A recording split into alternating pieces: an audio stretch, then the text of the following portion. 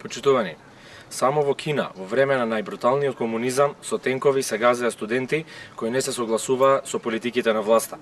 Заев и Шилегов сега со багери газат граѓани кои не се согласуваат со нивните политики. Жичарата, која на сите граѓани е исклучена од употреба со соопштение дека се сервисира, се со цел да се спречат поголем број на луѓе да се притушат на протестот. Оваа тоталитарна власт дури им забрани на медиумите да известуваат за овие протести, се со цел јавноста да се спречи да дознае што точно се случува на Водно.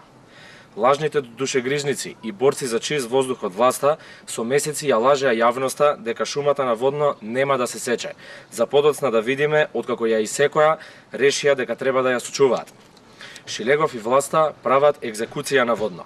ВМРО ДПМН повикува власта подитно да прекине со ова дрско и безобразно разбивање на протестите. СДСМ треба да знае дека протестот е уставно загарантирано право на секој граѓанин. Зоран Заев, Петре Шилегов и сите други инволвирани во овие немили настани подитно да престанат да го загрозуваат животот на граѓаните и да им дозволат да го искористат своето право на протест. Ви благодарам.